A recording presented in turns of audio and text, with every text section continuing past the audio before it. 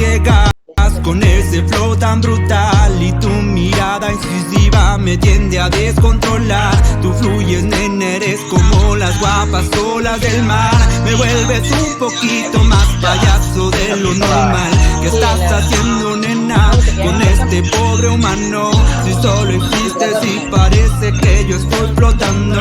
Tus actitudes extrañas me tienen tan atado. Tu forma de besar me intriga demasiado.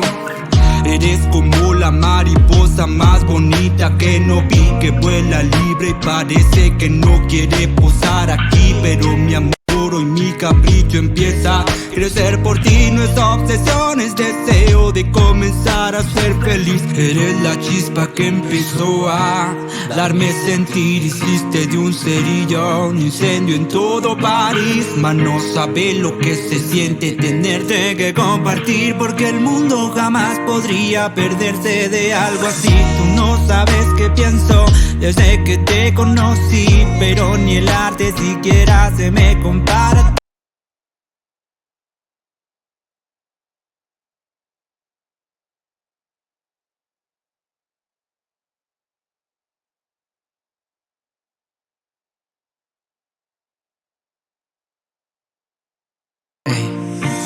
Me encanta cuando llegas con ese flow tan brutal y tu mirada incisiva me tiende a descontrolar. Tú fluyes, nena, eres como las guapas olas del mar. Me vuelves un poquito más payaso de lo normal. ¿Qué estás haciendo, nena, con este pobre humano?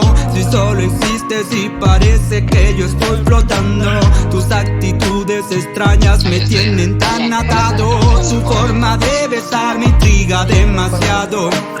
Eres como la mariposa más bonita que no vi, que vuela libre y parece que no quiere posar aquí. Pero mi amor, hoy mi capricho empieza a crecer por ti. No es obsesión, es deseo de comenzar a ser feliz. Eres la chispa que empezó a darme sentir. Hiciste de un cerillo un incendio en todo París. Mas no sabes lo que se siente tenerte que compartir, porque el mundo jamás podría perderse de algo así. Tú no sabes qué pienso desde que te conocí, pero ni el arte siquiera se me compara. 3, 2, 1, al aire. Muy buenas tardes, amigos que nos están viendo por nuestro programa Entre Amigos. Un martes más con ustedes. Ahora tenemos a nuestro invitado, el candidato a la Asamblea Provincial por la provincia del Oro, al licenciado Peter Alain Armijos Capa, quien nos va a contar un poco sobre su parte humana, sobre sus aspiraciones en la política. Pero amigos, recuerden que estamos siendo transmitidos por Evolución Radio Comunitaria y retransmitidos por AYU Comunicaciones, la coalición de los medios digitales, la red de medios comunitarios de Evolución Radio. Citizen 593, Comunisur desde Bolivia, Juntos Organización Social, Plataforma Cívica Nueva Sociedad, Publicarte al Día desde Loja, Red Joven, Tu Imagen Cuenta, Voces Milano en Italia. Y también somos transmitidos por los diferentes canales de medios digitales como YouTube, Instagram, Facebook, Twitter, TikTok. Así que bienvenido, Peter, a nuestro programa Entre Amigos con Blanca Rodríguez. Estimada Blanquita, muchísimas gracias por este espacio. Un saludo a la provincia del Oro. Un saludo también a todos mis conciudadanos de todo el país. Mi nombre es Peter Armijos y estoy listo aquí para contestar las preguntas. Sí, Peter, ya sabemos que estás de candidato, te vemos aquí con tu camiseta, vemos que dice ya tu presidente y tu nombre, estás representando a la lista 18 de Pachacuti. Pero antes de ser el candidato, Peter, cuéntanos un poco, ¿tú de dónde naciste? ¿De dónde eres? Bien, gracias por la pregunta. Pues diré que mi vida, pues no he nacido yo en cuna de oro, sino en cuna de lodo, como decimos aquí en mi barrio. Nací en la ciudad de Machala, toda mi vida he vivido aquí, sobre todo criado en el barrio Venezuela del sur de Machala, un barrio que empieza pues sus primeros pasos con muchísimas necesidades, con muchísimas falencias, falta de servicios básicos. Allí pues del barrio donde jugábamos al fútbol sin zapatos, de allí vengo yo, criándome en un entorno pues de bastante humildad económica, pero de mucha colaboración entre vecinos, creciendo también con mis compañeritos de escuela, pues en la iglesia, en la minga, pues en lo que significa ser de barrio, pues no, de ahí viene Peter Armijos. Yo antes de venir al programa, yo estuve cerciorándome de cierta información. Me dijeron que Peter Armijos desde niño fue un alumno dedicado al estudio y una persona que le gustaba siempre defender el derecho a los demás. Como por ejemplo en la escuelita, el problema no era con él y si habían algunas niñas que estaban en problemas, lo defendía. ¿Sigue pasando lo mismo, defendiendo a las mujeres o cambió ya algo? Bien, parece más bien que me estás contando una historia reciente de mi vida porque pasamos una situación hace poco tiempo. Bien, no, sí, en la escuelita y en la escuela, en el colegio, en la universidad, he tenido el agrado de destacarme por buenas calificaciones, también por bastante camaradería entre mis compañeros y que también en algún momento me han honrado con un reconocimiento por ese desempeño académico y sobre todo humano, pues me ha gustado integrarme bastante con mis compañeros de la escuela. Tengo muy buenos recuerdos, muy buenos amigos que todavía me los topo por la calle. Gente que me recuerda y me dice, oye, Peter, tú eras buen estudiante, lo que más se acuerdan de mí. Entonces, pues sí, en la escuela, en el colegio, en la universidad he destacado bastante en cuanto al nivel académico, que siempre soy exigente conmigo mismo. Y en cuanto a tu segunda pregunta, por supuesto, siempre he sido solidario con las mujeres, sobre todo. No me gustan las injusticias, me molesta muchísimo y en alguna ocasión me he metido hasta en problemas por defender a las mujeres, pero no me importa porque eso es algo que me caracteriza y lo seguiría haciendo siempre. Ay, qué bueno, tenemos un defensor aquí de las mujeres. Sí. Peter, actualmente, ¿a qué te dedicas? ¿En qué estás trabajando? Bien, actualmente soy docente del Colegio de Bachillerato República del Perú, la ciudad de Machala, pero eso es prácticamente este último año en que logré ganar algo que se llama la sectorización docente, porque vengo de trabajar 6 años en el Colegio Balao, y antes de aquello, pues me tocó ser migrante, luego de venir de España, he intentado reiniciar mi vida aquí.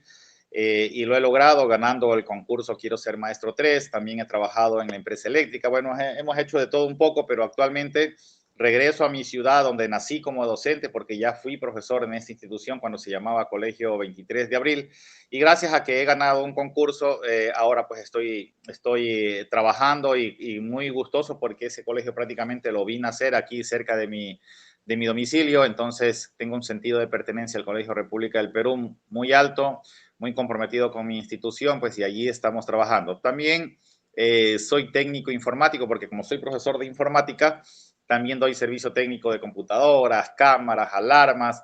Te cuento que soy técnico de taxímetros. Aquí en mi casa reparamos los taxímetros, etcétera. Entonces, si no nos ganamos el pan por un lado, pues por otro lado también. Si no llueve, gotea, dijo el refrán. O sea, como todo hombre de pueblo. Así es, así es. Con los 7.000 oficios. Con los 7.000 oficios, así es que nos ha tocado sufrir las necesidades y en ese sentido me ha tocado aprender de todo. Te cuento que puedo decirte con mucho orgullo, alguna vez fui albañil e incluso los 7 años que trabajé en España fue justamente en la albañilería. Cuando era muchacho, mientras estudiaba, trabajaba al mismo tiempo. Te cuento que fui cocinero del Chief Oriental aquí en Machala. Entonces, tengo mucha experiencia en varios oficios, así que si algún rato me quedase sin trabajo, Dios no quiera, no me de morir de hambre porque sé hacer muchas cosas. Yo veo que hasta cocina entonces. Así es, así toca también. Qué bueno, qué bueno.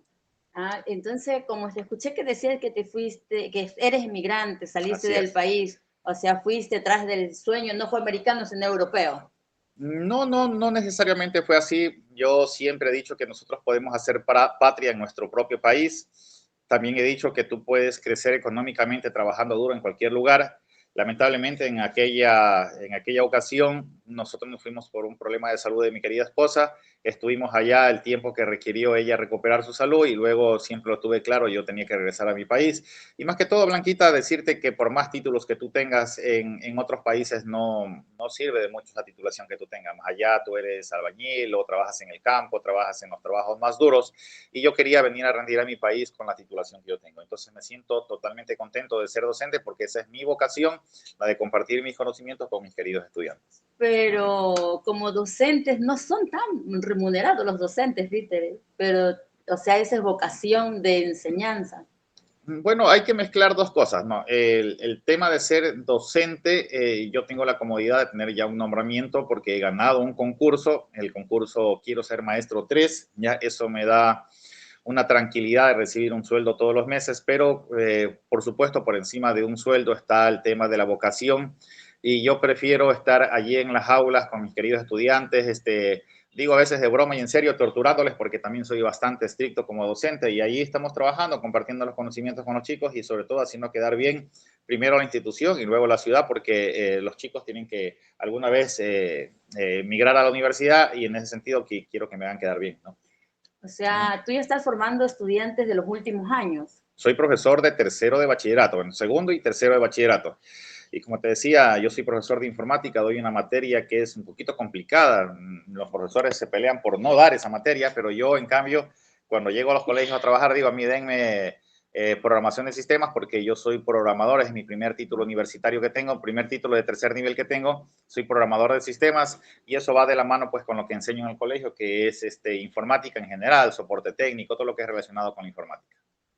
Peter, he escuchado atenta lo que estás manifestando sobre tu vida y cómo incursionaste en la política ahora.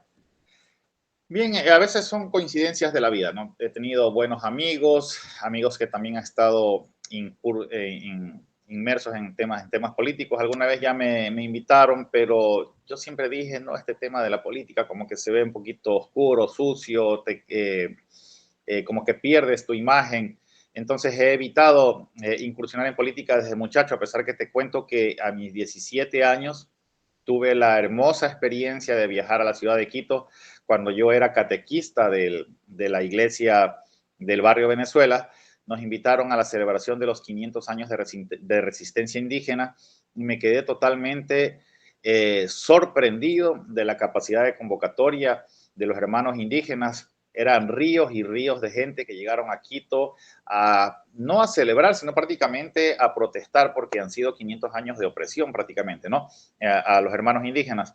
Entonces de allí yo me quedé prácticamente enamorado de la lucha social, de la lucha de los hermanos indígenas y cuando tuve la oportunidad de incursionar en Pachacuti prácticamente en el año 2010, o sea, recién llegado de España, empecé de a poco a aprender, a conocer, a recorrer mi provincia, a recorrer el país y creo que ha llegado el momento en la que ya estoy suficientemente maduro políticamente, ya con mucho conocimiento de lo que es la lucha social. Entonces, en esta ocasión que tenemos unas elecciones atípicas, unas elecciones muy abreviadas en las cuales nos permitiría no invertir mucho dinero, y te lo digo de verdad, yo no tengo recursos, soy docente, tengo un sueldo muy pequeño, entonces yo no tengo recursos para hacer esas grandes campañas que se están haciendo aquí en la provincia del Oro y a nivel del país. Entonces era mi única oportunidad para poder participar siendo funcionario público para ser también parte de la solución. Entonces desde allí, prácticamente en el 2020, me integro del ya 100% como dirigente de Pachacuti cuando resulto ganador de un congreso de Pachacuti aquí en la provincia del Oro y fui nombrado coordinador provincial de Pachacuti. Tengo el honor, el gusto de decir que bajo mi dirección como coordinador hemos tenido por primera vez ya un asambleísta de Pachacuti por la provincia del Oro. Por primera vez también ya tenemos concejales, ya tenemos miembros de juntas parroquiales. Espero con paciencia y con trabajo duro también llegar a un momento a que podamos tener ya alcaldes aquí en la provincia del Oro y, por qué no decirlo, un prefecto. Y en esta ocasión estamos intentando nuevamente para la Asamblea Nacional. Esperemos hacer un buen trabajo en la Asamblea y también con la bendición de Dios y el voto de mis hermanos de la provincia del Oro. Peter, yo te he escuchado que no tienes el recurso económico para hacer la campaña. porque, bueno, sabemos que el CNE les da un valor, pero ese valor totalmente no es un efectivo que le llega al candidato, sino es un valor que les paga al medio de comunicación para hacer el spot. Pero cuando Peter Armijos camina, hace las caminatas, los recorridos, se lo ve que le acompaña una buena agrupación de gente cargando las banderas, haciendo las arengas, la gente que le acompaña, que la gente viene voluntariamente, pertenecen al movimiento o familia, ¿quién es? Bien, una de las características o de estrategias que he utilizado como coordinador provincial es invitar inicialmente a mis amigos. Entonces, con mis amigos tengo esa confianza de decirle, oye, Ronald, oye, Pedro Luis, oye, Carlos, acompáñame en este proyecto nuevo que tengo, de proyecto político. Únete a Pachacuti, les explico nuestros lineamientos, nuestra filosofía, nuestros objetivos. Entonces, la gente de a poquito se ha ido sumando al punto que te cuento que en el año 2021, en la campaña que tuvimos ya con Yacu Pérez, teníamos aproximadamente 300 colaboradores y gente que no nos cobraba un solo centavo. Y la gente de otros partidos nos veían con envidia porque en otros movimientos políticos, para que te vayan cargando una bandera, tienen que pagarle 20 o 30 dólares diarios. No sé cuánto cobre una persona porque nosotros nunca hemos pagado a nadie por acompañarnos. Asimismo, los compañeros que tienen más recursos con sus vehículos, más bien aquí en Pachacuti es al revés, los compañeros se dan cuenta de lo que hace falta y ya se hacen presentes con unas banderas, con unas manillas, con unas huipalas, y así vamos creciendo de a poquito, y más bien hemos creado también ese sentido de pertenencia de los compañeros y que ya están también inmiscuyéndose, ya tenemos más líderes aquí dentro de la provincia del Oro, como mis queridos coordinadores cantonales, por ejemplo, en Pasaje, en Santa Rosa, aquí en Machala, en Huaquilla, Seranella. En toda la parte baja de la provincia tenemos coordinaciones y en la parte alta pues tenemos simpatizantes que también están listos ya para integrarse a Pachacuti y seguir creciendo. Entonces, respondiendo ya concretamente a tu pregunta, esta gente que camina con nosotros primero trabaja y luego viene a los recorridos. Y en especial en esta ocasión, los recorridos se han hecho en las tardes, después de las 3, 4 de la tarde, o si no, los fines de semana, porque muchas veces los compañeros no pueden acompañarnos por sus trabajos. Entonces, sábado y domingo también le hemos dado duro, sobre todo en los cantones, hemos recorrido con gente buena. O sea, como la gente aquí en Pachacuti, los acompañantes de Peter Armijos no son pagados, son gente del mismo pueblo, simpatizantes, hay que buscar y ajustarse al horario de que ellos tienen libre para poder. Así es. Es más, te cuento, no pueden dejar de trabajar porque si no, no comen. Incluso es mi mejor ejemplo, pues en esta ocasión, a pesar de que mi horario de docente es de 7 de la mañana prácticamente a 2 de la tarde, toditos los días, en el horario de la tarde también tengo mi pequeño taller de atención al público, entonces yo tengo que estar aquí también en mi hogar atendiendo a mis clientes porque ese es otro ingreso que yo tengo. Es la misma situación de la mayoría de los compañeros que primero tienen que trabajar en la mañana y en la tarde y luego tarde y noche hacemos recorridos, ahora en campaña, y si no en los eventos, pues ahí nos organizamos de mejor manera, incluso para capacitaciones, reuniones, etcétera. Sí. Peter, escuché que dices que tienes coordinaciones. ¿Estas coordinaciones desde cuándo vienen funcionando? Porque tenemos que ser claros que el movimiento de Pachacuti era netamente indígena, pero ahora vemos que están ya unidos los mestizos, afros, vienen haciendo ya totalmente una fuerza grande de varias etnias, de varias agrupaciones. ¿Desde cuándo se logró posicionar ya Pachacuti dentro de la costa? Bien, he tenido la suerte que se han dado varias situaciones positivas para el movimiento Pachacuti de la provincia del Oro. Primero, en el 2021 tuvimos un gran candidato presidencial que fue en ese entonces pues Yacu Pérez, y eso hizo más atractivo al movimiento y se unieron muchas personas y se me hizo mucho más fácil crear coordinaciones. Mi primera coordinación la formé en la ciudad de Huaquillas y hasta ahora las mismas personas que iniciaron con esa directiva hace ya más de 3 años siguen la mayoría.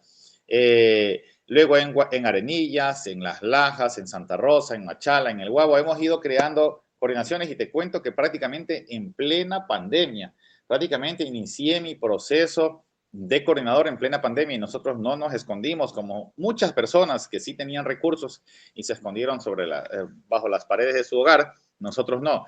Nosotros salimos a hacer algún tipo de ayudas, llevamos las canastitas de verduras que nos envió Yacu Pérez desde la SUAY. El pollo desde Balsa. El pollo que fuimos a gestionar con los avicultores de la ciudad de Balsas, de Marcavelí, que también ellos estaban quedando con ese pollo porque no tenían a dónde venderlo, y cuando valía $1.20 en el mercado y la gente que no estaba trabajando no tenía recursos para comprar, nosotros hicimos las gestiones para llevar a los presidentes barriales, sea de cualquier partido que sea. Aquí lo importante era llegar con un pollo de altísima calidad, riquísimo, apenas a 70 centavos. Lo vendimos por varios meses, vendimos, te cuento, más de 10,000 pollos en aquel tiempo, y la gente nos reconoce ahora: oiga, don Peter, usted no tenía plata, pero usted se buscaba la manera de ayudarnos, y así lo reconocen mis vecinos del barrio sobre todo, y me hice amigo de muchos dirigentes que sé que también están en otros movimientos políticos, pero que reconocen en nosotros que nosotros no hemos llegado primero a, vamos a decir, ayudar y después a ser candidatos. No, nosotros fuimos con el corazón a ayudar a la gente que necesitaba. Peter, las coordinaciones, bueno, tú dices que eres coordinador de la provincia del Oro. Así es. Las coordinaciones cantonales ya vienen creadas desde los coordinadores anteriores, ¿o cómo las crearon? ¿Quién tuvo esa iniciativa? ¿Quién logró formar coordinaciones en todos los 14 cantones? Sí. Bueno, me respondes esa pregunta después que volvamos de unos comerciales y nos vamos a una pausa y regresamos conociendo al candidato Peter Armijos.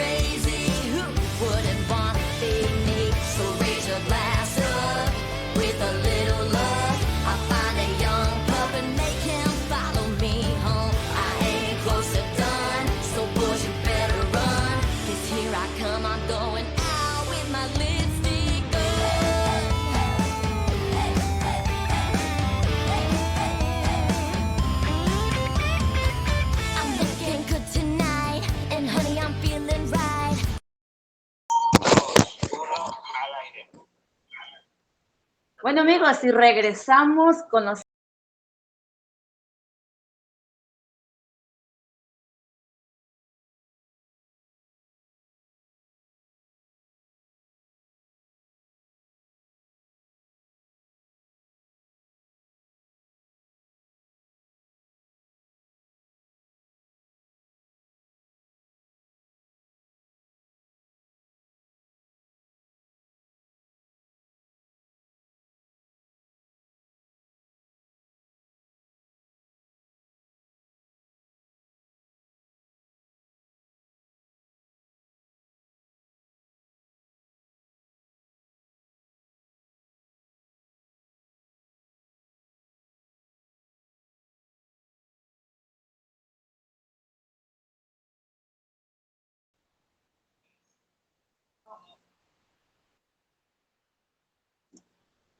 ¿Seguimos?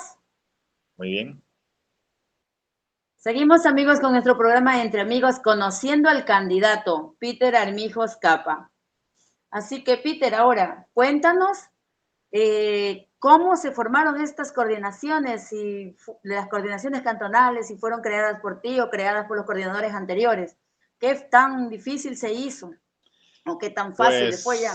Pues ha sido bastante difícil, primero porque el movimiento Pachacuti es un movimiento donde no hay recursos económicos y eso no le ha hecho atractivo a mucha gente, pero el mayor problema que hemos tenido es que por su nombre, Pachacuti, que viene de un lenguaje quichua que representa inicialmente a la lucha social de los indígenas, se ha hecho bastante difícil entrar en una sociedad costeña, pero a partir del año 2021 yo me dije, esto no puede ser un obstáculo para que yo pueda crear organizaciones, y como te dije que tuve algunas facilidades de que tuvimos un excelente candidato. El momento político del país también lo permitió. Venimos prácticamente de una lucha de resistencia en el año 2019. Es una gran movilización por algunos dirigentes indígenas a nivel nacional. Eso nos posicionó muy bien porque la gente ya estaba cansada de los abusos que se estaban cometiendo, sobre todo un incremento indiscriminado de las gasolinas que se pretendía hacer con el decreto 883. Eso nos permitió que el reconocimiento de la sociedad orense.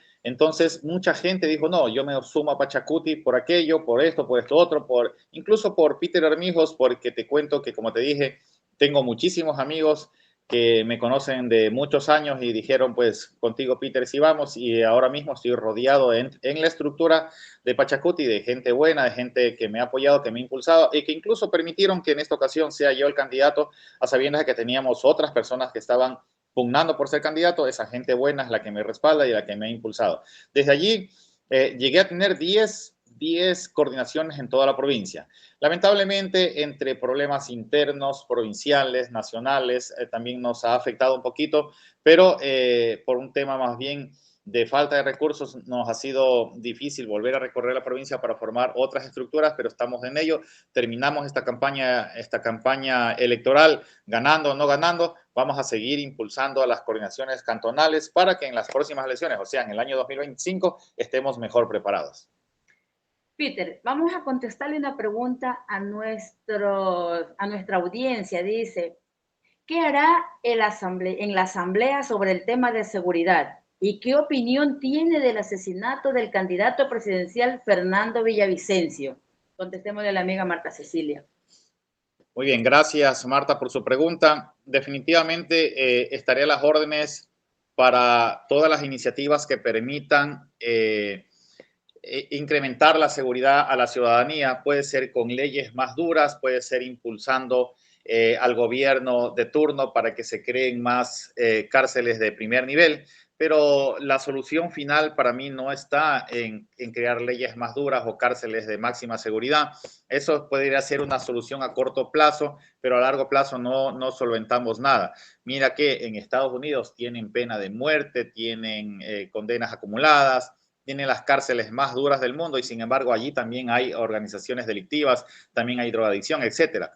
La solución está en regresar la mirada a nuestros jóvenes, porque nuestros jóvenes en realidad están abandonados.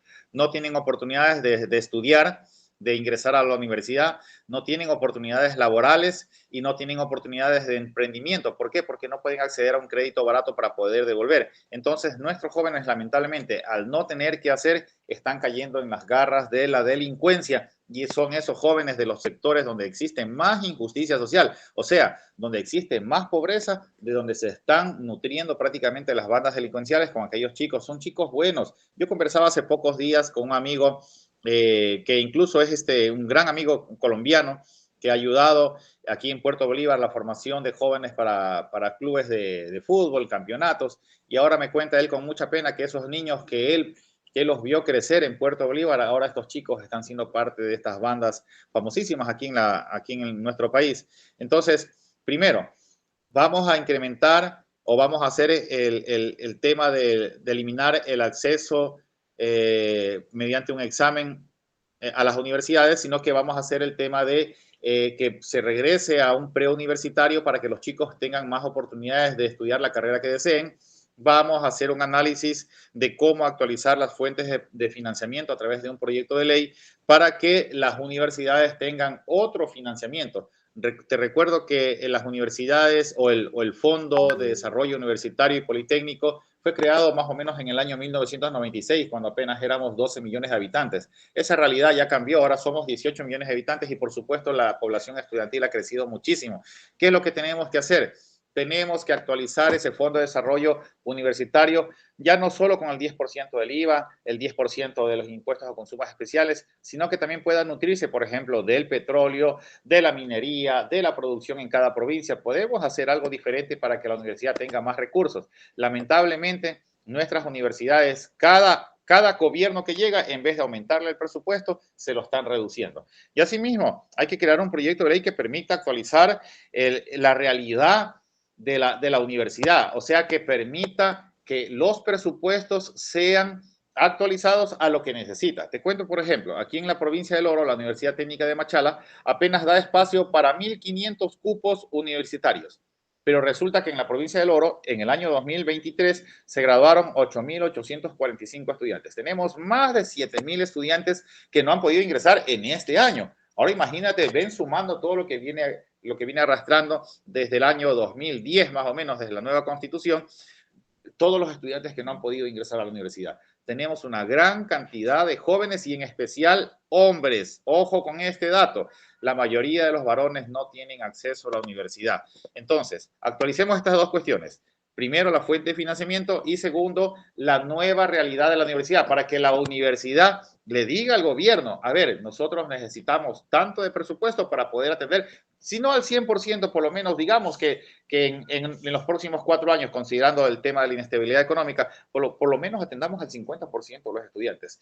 Entonces, yo pienso que para el tema de la seguridad, no solo es leyes más fuertes. Claro que estaremos apoyando el incremento de las penas para, sobre todo por el tema que está de moda, el tema de la extorsión, ¿no? En otros países ya te están dando 20 años de condena por el tema. Aquí también apoyemos algo como eso. Impulsemos al gobierno, aplaudamos al gobierno que quiera crear cárceles de máxima seguridad. Excelente, pero eso no va a solucionar nada a largo plazo. Si usted encarcela al líder de una banda, el segundo sube al primer lugar o el tercero sube y así ellos están mejores estructurados que el Estado. Así que no solucionamos nada. La delincuencia organizada nos ha atrapado totalmente, inclusive justamente de la pregunta que nos hacían. No por nada se llama delincuencia organizada, claro. Están muy bien organizados. Demasiado organizados. Así es que sí. Demasiado organizados, demasiados equipados. Así que se eliminan al primero, el segundo ya está listo y está esperando su turno para poder seguir liderando las bandas. Entonces no solucionamos mucho con penas más duras y con cárceles. Yo en el último debate escuché que uno de los candidatos decía que todo solucionaba con seguridad, pero esa seguridad que está tratando de hacer ver qué es la solución, yo creo que eso va a traer más violencia, porque la violencia trae más violencia. Así es. Y yo creo que vamos a estar por tratar de darle seguridad, vamos a estar más expuestos a las familias ecuatorianas. Claro. Mira, ya demostraron las bandas organizadas de los que son capaces. Mira lo que sucedió en Esmeraldas, en Guayaquil, quemaron buses, salieron a demostrarle al país que tienen el poder del terror en las manos. Por defender un líder. Por defender a un líder. Salieron a quemar buses, a matar gente, o sea, demostraron que ellos tienen la capacidad de prácticamente de detener a todo el país. Ahora, ¿qué opinas sobre este asesinato prácticamente del candidato presidencial Fernando Villavicencio? Justamente es la pregunta que nos hacía nuestra amiga. Es una pena. Fui uno de los primeros en solidarizarme, sobre todo con los, vamos a decir, amigos del Movimiento Construye aquí en la provincia del Oro, a nivel nacional también. Hicimos sí lo conoció, perdón, sí lo conoció. Sí, tuve la oportunidad de conocerlo porque también trabajé en la Asamblea Nacional. Y bueno, yo lo admiraba muchísimo porque recuerden que de alguna manera también Fernando Villavicencio también estuvo en Pachacuti en alguna ocasión y recibió la ayuda de nuestro movimiento político en el momento que el gobierno de Rafael Correa lo perseguía. Nosotros fuimos, como organización me refiero, quienes los protegimos de alguna manera para que no sean apresados.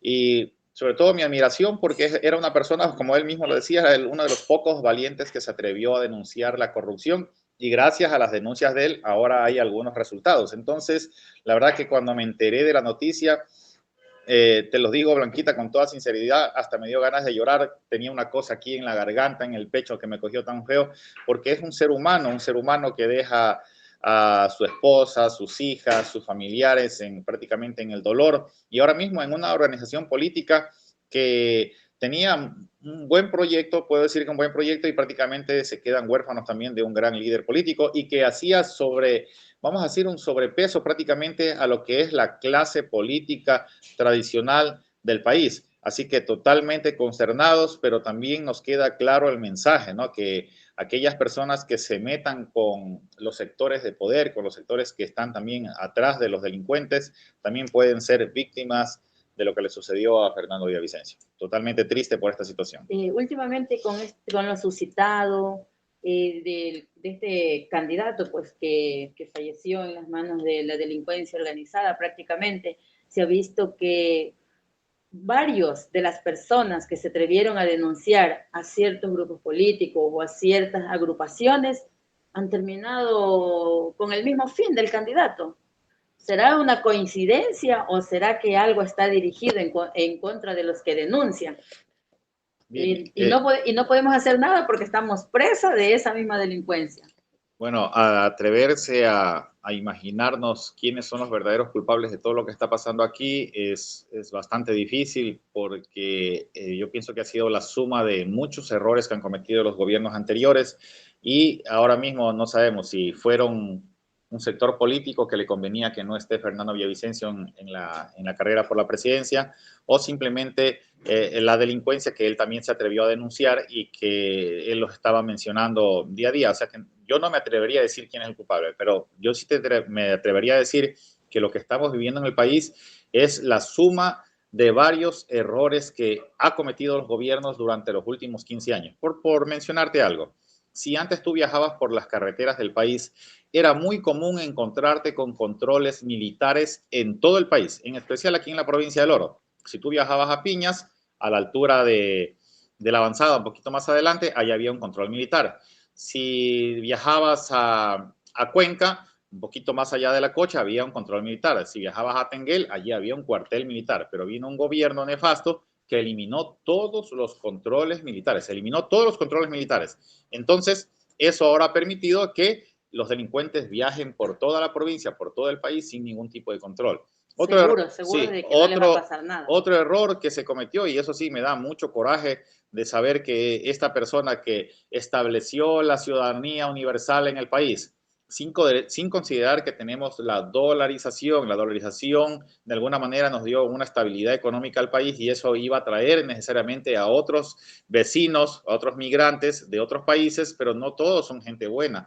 Entre eso, un grupo de delincuentes se infiltraron en nuestro país y nadie fue capaz de pedirles por lo menos sus antecedentes penales.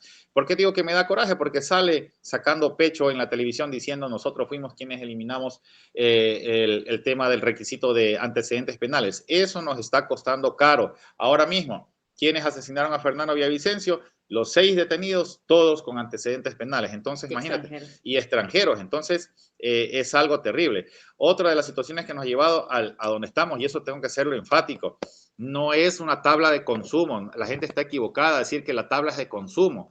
La tabla es de porte de sustancias sujetas a fiscalización. ¿Qué quiere decir? Que si la policía te detiene y te encuentra con 10 gramos de cocaína, no te puede detener porque tú puedes decir que esos 10 gramos son para tu consumo. Son legales. Sí, entonces los que hacen el microtráfico se sacan 10 gramitos de cocaína, los andan a cargar en el bolsillo y los venden libremente. Ya todo el mundo los tiene identificados, los barrios, ya saben quién es el que vende. Y para que la policía no los detenga, pues no vas a sacar más de 10 gramos. Luego regresas, sacas 10 más, luego regresas, sacas 10 más. Y a esto ahora resulta que en los colegios, te lo digo porque soy docente y todos los años veo cómo mis chicos se están dañando gracias a que ni siquiera nosotros podemos requisarles una mochila, ni pedirles explicaciones, ni controlar a los estudiantes, porque a pretextos de que tienen derechos y que tienen intimidad, no podemos ni siquiera tomar una foto en el momento que están consumiendo droga, porque sería que nosotros cometiéramos el delito. O sea que las leyes están mal que no se controle el ingreso de extranjeros. Está mal que no se controle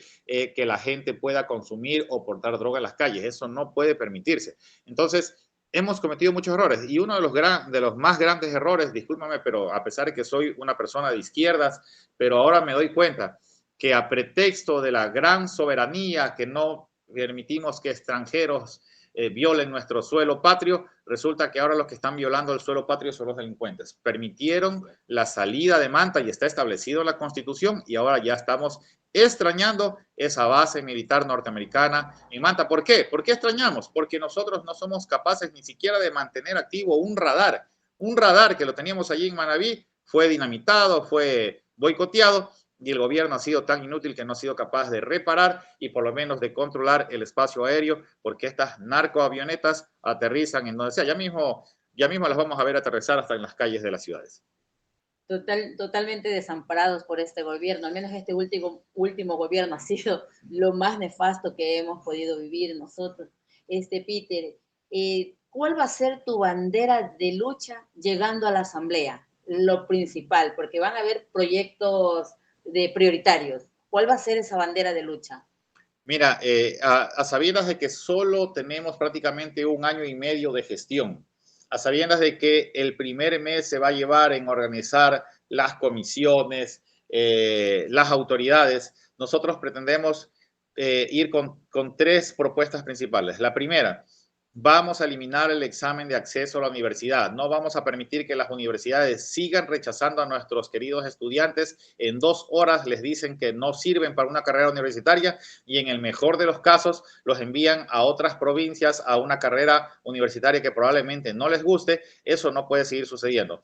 Vamos a imponer que la universidad reciba a todos los estudiantes a través de un preuniversitario y que sean evaluados en la carrera que corresponde. Ahora te preguntan cuál es la distancia de la Tierra a la Luna cuando no tiene nada que ver con jurisprudencia o con medicina o con docencia. Entonces, cambiemos esta realidad, vamos a luchar por nuestros estudiantes para que sus derechos sean respetados y que lo que dice la Constitución, ojo que con este sistema se está vulnerando los derechos de nuestros estudiantes porque la gratuidad de la educación también está garantizada en la Constitución, pero eso no se ha permitido, o sea, pusieron una trampa. Quienes más se han beneficiado con la dichosa gratuidad de la educación superior han sido las instituciones privadas de educación superior. Entonces, primera bandera de lucha. Segunda bandera de lucha, nosotros tenemos forzosamente que llegar a algún momento a una jubilación. ¿Qué sucede? Que los jubilados del sector docente deben cobrar un valor aproximado de $53,000.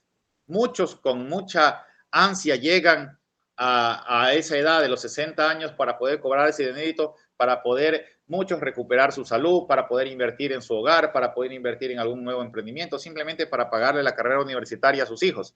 Pero resulta que cobrar esta dichosa pensión jubilar se ha convertido en un verdadero viacrucis. Muchos tienen que esperar hasta 10 años, o sea, llegar hasta los 70 años para poder cobrar el 100% en efectivo. Muchos no logran llegar a los 70 años, estimada Blanquita.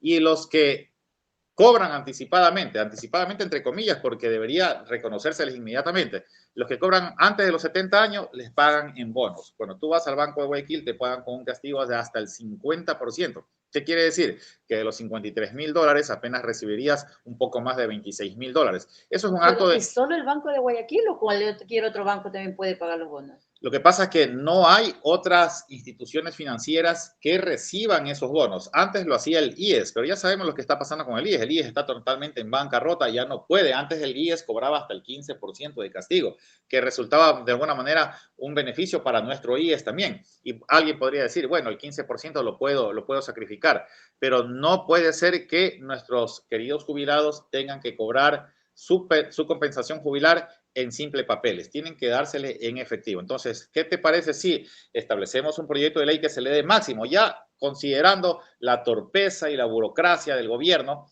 ya de lo que significa la atención gubernamental, que en máximo 12 meses un jubilado pueda cobrar su compensación jubilar y no en bonos, sino el 100% en efectivo? Somos conscientes de que el Estado viene acarreando un gran número de jubilados que no se les ha podido pagar. Démosle máximo 2 años al gobierno para que se pueda igualar con esta situación, porque es algo que es un derecho que se han ganado, algo que está establecido en la ley de educación, entonces tienen que cumplirse con la ley. Y nuestra tercera bandera de lucha, estimada Blanquita, totalmente convencido de que la gente cuando no está sometida a la lupa de la ley, no actúan correctamente. Los políticos se han beneficiado de la ejecución de obras con mala calidad y con sobreprecio. Ya basta de obras de mala calidad. Hemos sido testigos como pocas obras que se ven aquí en mi provincia, con un pequeño temblor, sufrieron un tremendo resquebrajamiento de la capa asfáltica. ¿Qué pasó allí? O sea que no estaban diseñadas ni pensadas para que la tierra tiemble un poquito. Mire que el temblor fue de apenas 5 grados. O sea que no es una gran situación. Y justamente una de las carreteras recién inauguradas sufrió ese daño, cuando las carreteras que tenían ya más años ni siquiera se notó ninguna afectación.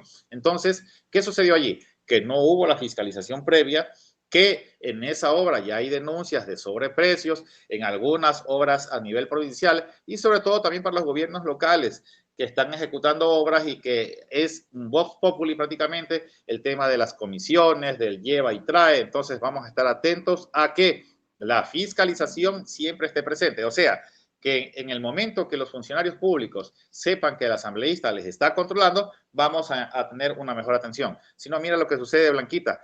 Siguen los hospitales sin ambulancias. Siguen los hospitales, no tienen ni siquiera para hacer un eco. Si tú vas y necesitas un eco de urgencia, te mandan a hacerlo afuera, o sea, para beneficiar al sector privado. Yo no tengo nada en contra del sector privado. Acabo de vivir eso con un tomógrafo que no estaba arreglado. Yo no tengo nada contra el sector privado, pero si tenemos un hospital y tenemos recursos para que los equipos estén implementados, ¿por qué razón no se utiliza? Mira que tengo la versión de un trabajador del Hospital Teófilo Ávila que me decía que hay un aparato que sirve para hacer algo de cardiología y que simplemente está deteriorado el enchufe y que no le permitieron cambiar el enchufe porque dijeron que no, tienen que venir los técnicos de la empresa que vendieron este ecocardiograma, no sé qué. Bueno, y que no simplemente, él estaba seguro que simplemente es el enchufe. O sea, pero por el enchufe no podían atender a la población. Así es, y simplemente entonces tienes que derivar la consulta a otro lado para que el sector privado le cobre al Estado por aquello. Entonces, aquí hay negligencia, señores. Y ahora vemos, bueno, yo no es que envidie, pero vemos el crecimiento de los prestadores de salud aquí en la provincia del Oro, tremendas edificaciones y yo creo, estoy convencido que es con el dinero del Estado. Así que mejoremos la calidad de atención gracias a que los asambleístas estén observando y fiscalizando. ¿Por qué es que no reparan las ambulancias? No nos vayan a decir que es por falta de recursos, porque hemos sido testigos de que el Estado les quita los recursos a las instituciones porque no las han ejecutado. Miren, yo estuve en el paso que estuve en la asamblea. Yo vi que se pedía información a ciertas instituciones. Llegaba la información, pero, oh, sorpresa, después se quedaban archivadas y no se hacía ningún tipo de fiscalización. No sé si no encontraban alguna anomalía o no había que fiscalizar, pero el hecho es que se quedaban archivadas en un cajón aparte. Bueno, no sé por qué no encontraban, porque las evidencias son públicas. Hace pocos días estuve en la ciudad de Pasaje y un señor tuvo un ataque de epilepsia, un señor de la tercera edad. Y llamábamos al ECU 911, nos decían que ya venían. Yo ya no pude esperar más, estuve más de una hora allí y no llegó ninguna ambulancia. Pero te juro que si hubiese sido un accidente de tránsito, mínimo te llegan 3 ambulancias en ese momento. Entonces, resulta que te dicen, no hay ambulancias. O sea, es demasiado evidente. Yo no sé cómo otros asambleístas de periodos anteriores no han detectado estas situaciones que están ocurriendo aquí en la provincia del Oro. O sea, tienes que dejar el escritorio y recorrer las instituciones para saber qué está pasando. Pero principalmente, mira, Blanquita, tengo que decir y ser enfático en lo que te voy a mencionar. Nosotros no somos todólogos, tampoco somos adivinos. Estaremos motivando a la denuncia ciudadana. Es la persona la que está trabajando, la que está sufriendo una injusticia, la llamada a denunciar. Y nosotros vamos a facilitar un número telefónico, vamos a tener una oficina de atención al público, sobre todo los fines de semana, viernes, sábado y domingo aquí en la provincia del Oro, para atender justamente la denuncia ciudadana. En donde yo me pueda poner a las órdenes, estaré allí luchando con la gente que lo necesite. O sea, la denuncia ciudadana vendría a ser un espacio también para ayudar en sí a la ciudadanía, porque claro, en sí también hay que ver cuáles son las competencias del asambleísta. Esto sería un trabajo aparte para poder impulsar esta Mira, yo no tengo ningún problema en extralimitar incluso las competencias del asambleísta, porque a la gente hay que atenderla y ayudarla de la mejor manera, sin que signifique de ninguna manera en que el asambleísta pueda influir ilegalmente en algún funcionario público, pero sí también podemos meter presión para que la ciudadanía sea atendida como se merece. Por ejemplo, tú vas a sacar una cédula en el registro civil y tienes que pasar un verdadero viacrucis para que te entreguen tu cédula. O sea, eso en estos tiempos modernos de tecnología, te lo digo porque yo soy informático, yo te digo que eso no es ningún problema. Entonces, vamos a meter presión justamente a estas entidades públicas para que hagan mejor su trabajo. Así es. Bueno, Peter, aquí el tiempo se nos va volando, volando. Hemos estado conversando desde la parte personal, conociendo el candidato, cómo llegó a la política, cuáles son sus propuestas de campaña, las partes principales. Pero como yo digo, el tiempo es oro. Cuando estamos con la parte más interesante, dice que de lo bueno es poco, ¿no? Pero aquí hemos conocido un poquito más a Peter Armijos. Pero les voy a recordar que estamos siendo transmitidos por Evolución Radio Comunitaria y retransmitidos por Ayo Comunicaciones, la coalición de los medios digitales, la red de medios comunitarios de Evolución. Citizen 593, Comunisur desde Bolivia, Juntos Organización Social, Plataforma Cívica Nueva Sociedad, Publicarte al Día desde Loja, Red Joven, Tu Imagen Cuenta, Voces Milano en Italia. Y también nos están viendo por YouTube, Facebook, Twitter, el TikTok, estamos en todas las redes sociales como Evolución Radio Comunitaria. Peter, te doy el espacio para que te despidas de nuestros amigos de Entre Amigos con Blanca Rodríguez, porque este ha sido un espacio de amigos. Estimada Blanquita, muchísimas gracias por esta invitación. Quiero decirte y quiero mostrar aquí en la pantalla, no soy un asambleísta que me he quedado quieto, o un candidato, perdón, que me he quedado quieto. Nosotros tenemos 26 propuestas. De las 26, 22 son competencia del asambleísta. Es verdad, no podré implementar las 26 propuestas, pero vamos a dejar sentadas las bases para que esto ya sea una realidad. Ya le hace falta a la provincia del Oro una universidad politécnica. Ya le hace falta a la provincia del Oro un proyecto de ley que permita que el 100% de la producción se quede aquí en la provincia. Ya le hace falta a la provincia del Oro más institutos de profesiones medias. Vamos a impulsar, vamos a intentar en año y medio de gestión hacer lo mejor posible y haciendo honor a mi querido Pachacuti, que en la asamblea anterior fue de largo el movimiento más trabajador. Yo les invito a que ingresen al observatorio de la Asamblea Nacional y ahí van a ver que de los 7 asambleístas más productivos, 4 son de Pachacuti, que del total de proyectos presentados, más del 40% pertenecen al movimiento político Pachacuti. Entonces yo haré honor a estos compañeros que ya hicieron un buen trabajo en la asamblea anterior y vamos también nosotros a trabajar. Invito a toda la población de la provincia del Oro a que voten todo 18 y por supuesto también a Yacu Pérez, presidente. Muchas gracias. Las últimas palabras de nuestro invitado Peter Armijos, candidato a la asamblea por la provincia del Oro del movimiento Pachacuti Listas 18. Nosotros nos despedimos y nos veremos el próximo martes en otro programa de Entre Amigos con Blanca Rodríguez.